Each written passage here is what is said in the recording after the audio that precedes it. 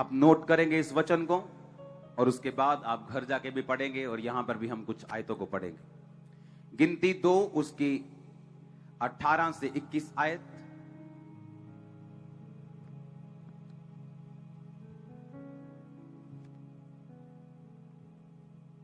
उत्पत्ति 48 उसकी 5 से 19 आयत।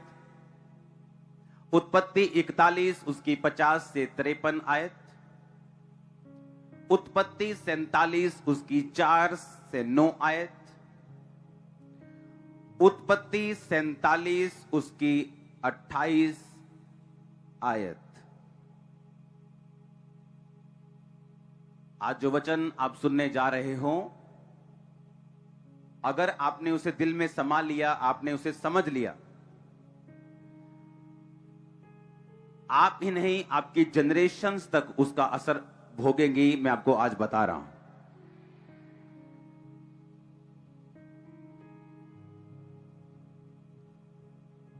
जितने ऑनलाइन चर्चेस हैं, जितने ब्रांचेस हैं, ध्यान से इस वचन को सुनना। अपनी कॉपी, अपने पेन अपने साथ रखो। आज आप जानते हैं बिहार में भी लोग एक ब्रांच के रूप में हमारे साथ हैं। दिखाना बिहार के लोगों को, ये बिहार के लोग हैं। अपने आप लोगों ने वहां हॉल ले लिया बिहार में। हालेलुया। आज का वचन ध्यान से सुनना। अपने पड़ोसी को बोलो, जिंदगी आत्मिक है। क्या है जिंदगी? आज मैं आपको बाइबल से प्रूफ कर दूंगा कि आत्मिक होने में कितना फायदा है और शारीरिक होने में कितना नुकसान है। मैं आपको बाइबल से प्रूफ करूंगा आज। एक दिन मैं गिनती की पुस्तक पढ़ रहा था। गिनती की पुस्तक जब मूसा उनको लेके आया मिस्र से, तो रास्ते में परमेश्वर ने कहा गोत्रों के हिसाब से इनकी गिनती की जाए। लेवी गोत्र को छोड़ के जो बाकी गोत्र हैं उनकी गिनती की जाए, और इन लोगों को जो 20 साल या 20 साल से अधिक लड़के हैं उनकी गिनती की जाए। तो सब लोग गिनती कर रहे थे। तो गिनती 2 की 18 से 21 में लिखा पश्चिम, और परमेश्वर ने बताया था कि जो मेरा तंबू होगा, मिलाप वाला जो मेरा रहने का स्थान होगा, उसके आसपास इजरायली लोग घेरा डाल के रखेंगे। और परमेश्वर बताता था कि इस ओर कौन रहेगा, खब्बे पासे कौन रहेगा, सज्जे कौन रहेगा, उत्तर में कौन, दक्षिण में कौन, पूर्व में कौन, चारों दिशाओं में कौन, बीच वाली साइड पे लेवी रहेंगे। ये परमेश्वर ने एक एक जने को बताया था। जब उनकी गिनती चल रही थी तो गिनती 2 की 18 से 21 में लिखा पश्चिम की ओर अप्रेम की छावनी के झंडे के लोग अपने अपने दलों के अनुसार रहें, और उनका प्रधान अमीहूद का पुत्र अलीशामा होगा। उनके दल के गिने हुए पुरुष 40,500 हैं। बोलो 40,500। उनके समीप मनश्शे के गोत्र के रहें, उनका प्रधान पदासूर का पुत्र गमलीएल होगा, और उनके दल के गिने हुए लोग 32,200 हैं। बोलो 32,200। अब आपको यह मालूम होना चाहिए कि एप्रेम और मनश्शे कौन हैं। ये दोनों यूसुफ के बेटे थे। मनश्शे बड़ा बेटा था, एप्रेम छोटा बेटा था। जो बड़ा बेटा था वो मनश्शे था। कौन था वो? लेकिन जब उनकी गिनती कर रहे थे तो जो छोटा बेटा था एप्रेम, उसके 40,000 बंदे निकले, 40,500, जो 20 साल या 20 साल से ज्यादा थे जिनकी उम्र। लेकिन जो उसका भाई था मनश्शे, जब उनके बंदे गिने गए तो वो 32,200 थे।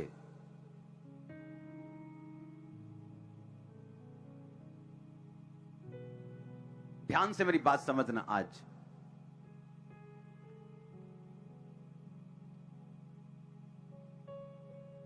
मैंने एक स्टडी पेपर तैयार किया उस वचन को पढ़ के, कि ऐसा क्यों कि बड़ा भाई जो था उसके कितने बच्चे थे, कितना वंश था उसका? 32,000। जो छोटा बेटा था उसका कितना था? 40,500।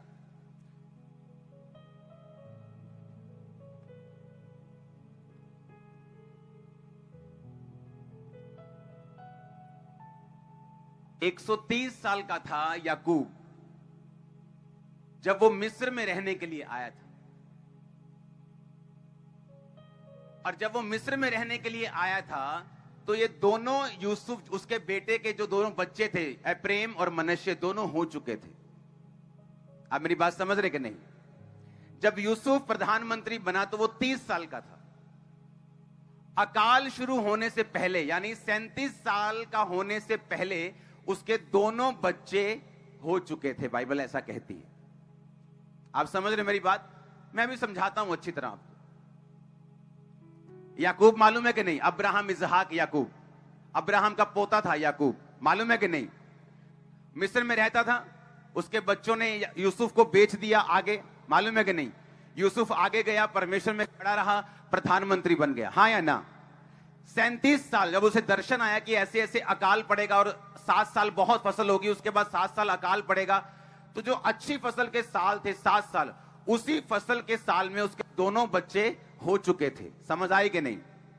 अब जब अकाल पड़ा और याकूब को अपना देश छोड़ के मिस्र में आना पड़ा, क्योंकि मिस्र में अनाज था, तो जब याकूब मिस्र में आया तो राजा ने पूछा कि भाई तू कितने साल का है?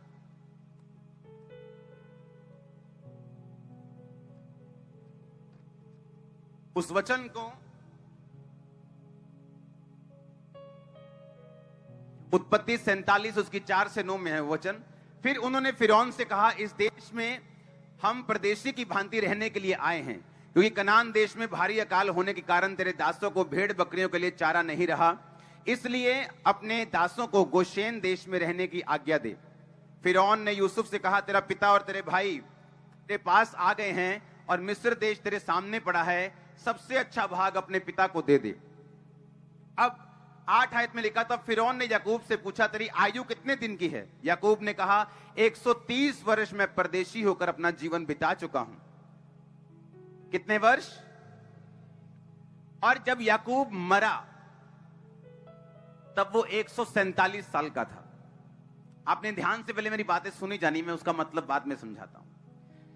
जब याकूब आया मिस्र में कितने साल का था? 130। राजा ने कहा, तू कितने साल का है? उसने कहा, 130 साल में परदेशी होकर रहा हूं।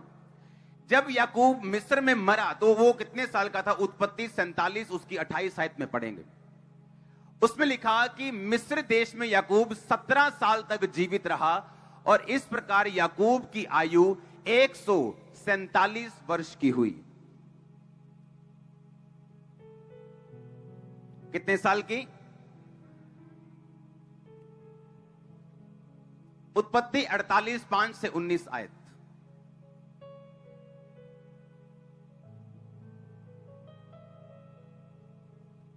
जब याकूब मरने वाला था, 147 साल का हो गया था, उसने अपने बेटे यूसुफ से कहा, अपने दोनों बच्चों को मेरे पास लेके आ, ताकि मैं मरने से पहले उन्हें आशीर्वाद दे सकूं, उन्हें ब्लेस कर सकूं, उनके जीवन के ऊपर शब्दों को, परमेश्वर के वचन को, उसके आशीर्वाद को मैं रिलीज कर सकूं और उसके बाद मैं इस दुनिया से जा सकूं। तो उत्पत्ति 48 5 से 19 में लिखा कि यूसुफ जब अपने बेटों को लेके आया, दोनों बेटों को, तो 17 आयत में लिखा, जब यूसुफ ने देखा कि मेरे पिता ने अपना दाहिना हाथ एप्रेम के सिर पे रखा तो ये बात उसको बुरी लगी। अब ध्यान से बात सुनना। आप आइए, आप थोड़े हो गए, आ जाइए, आ जाइए। ये यूसुफ आ जा भाई, ये याकूब है भाई। बैठ जाओ, बैठ जाओ। ये कौन है? ये कौन है? याकूब ने कहा, अपने दोनों बेटों को मेरे पास लेके आ, ताकि मैं मरने से पहले उन्हें क्या दे सकूं? आशीष दे सकूं। ये जब आया था मिस्र में तो कितने साल का था? 130। तब इसके दोनों बच्चे हो चुके थे। मान लो एक बच्चा 4 साल का था और एक 1 साल का था, ठीक है? 17 साल बाद जब मरने लगे 147 साल की उम्र में, तो उसने कहा, बच्चों को ले आ, मैं उससे आशीर्वाद दे सकूं। क्योंकि जब हम बाइबल में पढ़ते हैं, हमें क्या लगता है कि जब यूसुफ अपने दोनों बच्चों को लेके आया तो वो इतने इतने से थे। सोच आती है कि नहीं? हाँ, हमें क्या लगता है? वो छोटे बच्चे थे। छोटा बच्चा है इधर कोई? आजा भाई। आए शानदार स्मार्ट मुंडा। एक और चक्कू मुंडा भी छोटा है। वो आजा आजा काके इतना। दो की करने हूं, 10 थोड़ी सी होते काके। तो यूं बाइबल ना चेंज करी जाओ। आजा भाई जल्दी, क्या करते रही। बस हो गया। हमें लगता है कि हमें क्या लगता है? हमें लगता है कि वो दो जो बच्चे थे, एप्रेम और मनश्शे, वो ऐसे थे। लगता है कि नहीं? हमें लगता है कि जो यूसुफ है वो अपने बच्चों को ऐसे लेके आया होगा। वो छोटे छोटे थे।